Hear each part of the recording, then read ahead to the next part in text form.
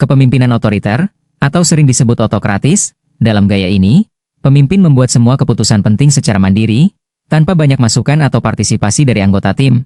Mereka memegang kendali penuh, memberikan instruksi yang sangat spesifik, dan mengharapkan tim untuk patuh tanpa banyak pertanyaan.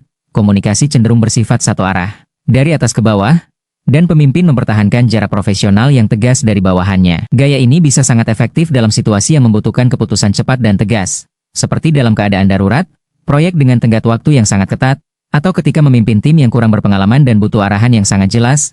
Meskipun efisien dalam hal kecepatan pengambilan keputusan, kepemimpinan otoriter dapat berpotensi menekan kreativitas, inovasi, dan motivasi jangka panjang anggota tim karena kurangnya rasa memiliki atau kontribusi pribadi. Kepemimpinan demokratis juga dikenal sebagai gaya partisipatif.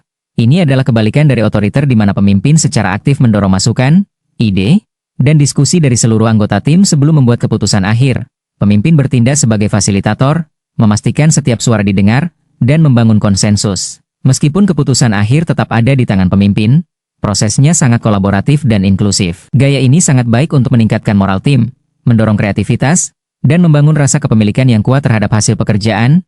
Anggota tim merasa dihargai dan lebih termotivasi karena ide-ide mereka dipertimbangkan. Namun, proses pengambilan keputusan bisa menjadi lebih lambat karena melibatkan banyak diskusi dan negosiasi, sehingga mungkin tidak ideal untuk situasi yang memerlukan tindakan cepat dan mendesak. Kepemimpinan laissez-faire yang berarti biarkan saja dalam bahasa Prancis atau sering disebut gaya delegatif. Di sini, pemimpin memberikan kebebasan dan otonomi maksimal kepada anggota tim untuk membuat keputusan mereka sendiri dan mengatur pekerjaan mereka. Pemimpin memberikan tujuan umum, menyediakan sumber daya yang diperlukan, dan kemudian mundur. Hanya campur tangan jika benar-benar diperlukan atau diminta. Gaya ini sangat efektif untuk tim yang sangat terampil, berpengalaman, dan termotivasi tinggi, karena mempromosikan inovasi, kreativitas, dan rasa tanggung jawab pribadi yang kuat. Anggota tim merasa diberdayakan dan percaya diri. Namun, jika tim kurang mandiri atau tidak memiliki arahan yang jelas dari awal, gaya laissez-faire bisa menyebabkan kebingungan, kurangnya koordinasi, dan bahkan penurunan produktivitas karena tidak adanya bimbingan yang memadai. Kepemimpinan transformasional pemimpin dengan gaya ini tidak hanya mengelola tetapi juga menginspirasi dan memotivasi tim mereka untuk mencapai potensi penuh, bahkan melampaui ekspektasi awal. Mereka memiliki visi yang kuat dan inspiratif, mengkomunikasikannya dengan sangat jelas, dan mendorong pertumbuhan pribadi serta inovasi di antara anggota tim.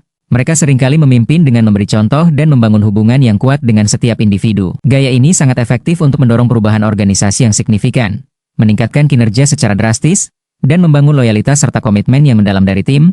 Pemimpin transformasional mampu membangkitkan semangat dan antusiasme, membuat tim merasa bahwa mereka adalah bagian dari sesuatu yang lebih besar. Namun, gaya ini membutuhkan waktu dan energi yang besar dari pemimpin untuk membangun hubungan dan mengkomunikasikan visi secara efektif. Kepemimpinan transaksional beroperasi berdasarkan prinsip pertukaran atau transaksi. Pemimpin menetapkan tujuan dan ekspektasi yang jelas, kemudian memantau kinerja tim.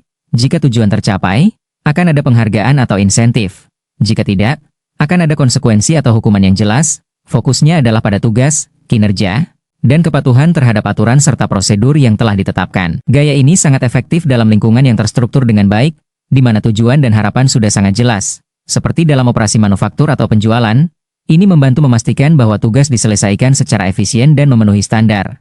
Namun, kepemimpinan transaksional cenderung kurang mendorong inovasi, kreativitas, atau inisiatif di luar dari apa yang sudah ditetapkan, dan bisa terasa kurang personal bagi anggota tim. Kepemimpinan karismatik ini adalah gaya di mana pemimpin memiliki daya tarik pribadi yang luar biasa dan kemampuan untuk menginspirasi serta memengaruhi orang lain melalui pesona, kepercayaan diri, dan kekuatan persuasif mereka.